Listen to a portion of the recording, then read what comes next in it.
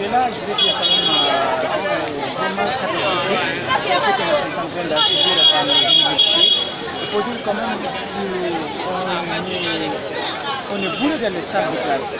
Par exemple, vous pouvez trouver dans un amphi où se trouve à peu près de 500 ou bien 600 et quelques étudiants. Là, il se peut que dans chaque salle de classe, par exemple dans ma classe de sciences politiques, il y a des étudiants qui s'assoient 4 par table ou bien 5 même table. Suite au manque de place. Et là encore, il se peut qu'il y a certains quand même étudiants qui sont dehors, qui vont attendre que la sortie des autres étudiants pour pouvoir rentrer et continuer leur cours. Et là, moi, je trouve ça quand même très bizarre. Et moi, je qualifie là un manque de responsabilité des autorités universitaires, voire même j'accuserai personnellement aussi le gouvernement aussi, parce que ce sont eux qui doivent prendre les dispositions pour mettre en ordre, pour éviter quand même ces démarches, parce que vous pouvez voir quand même une classe qui va étudier par exemple les premières heures, les 3 heures, ici dans une classe. Dans la deuxième partie, encore, il faut changer rapidement de classe encore. Suite au manque de places des étudiants. Là, je trouve ça très bizarre pour les étudiants. C'est la souffrance totale. Ça impacte parce que quand il y a beaucoup d'étudiants dans une classe, il y a certains qui ne seront pas concentrés non seulement suite à l'effectif des étudiants qui se trouvent dans la salle, il y a certains qui ne seront pas concentrés, il y a certains ceux qui sont concentrés ne pourront pas comprendre. Parce qu'il y a certains qui sont derrière et ne sont pas assis, ils n'ont pas de place fixe, ou bien ils n'ont pas de place.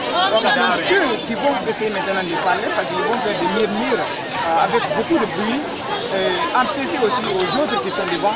Parce que même quand vous allez constater, il y a dans les salles de classe, il n'y a pas de micro. Par exemple, si un professeur rentre, il n'a pas une voix élevée, il va parler à la voix basse. Donc ça peut empêcher parce que c'est seulement ceux qui se trouvent devant qui pourront entendre.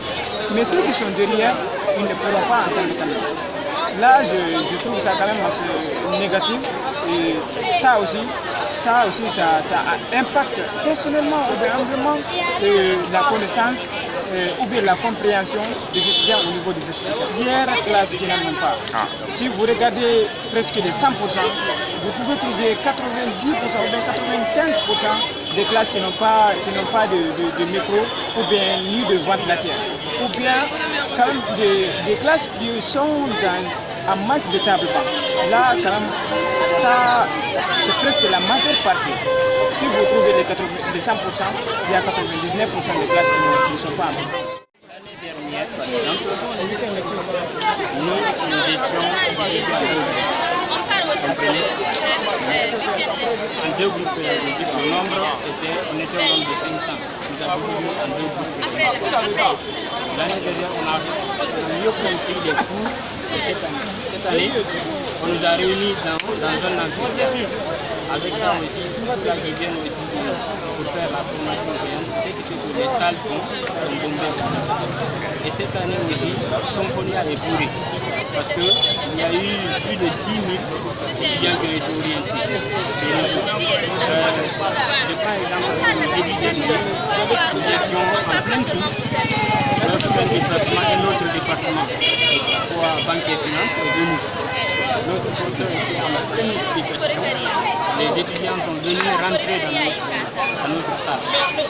Ils viennent, ils rentrent, ils posent leur sac sur ton sac. Si tu retardes, ils s'assoient même sur toi. Vous voyez, il y a énormément d'étudiants, maintenant que les salles ne répondent pas aux étudiants.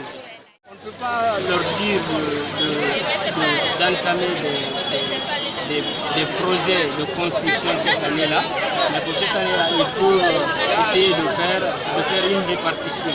C'est-à-dire qu'ils choisissent des départements qui viennent le matin et des départements qui viennent le soir.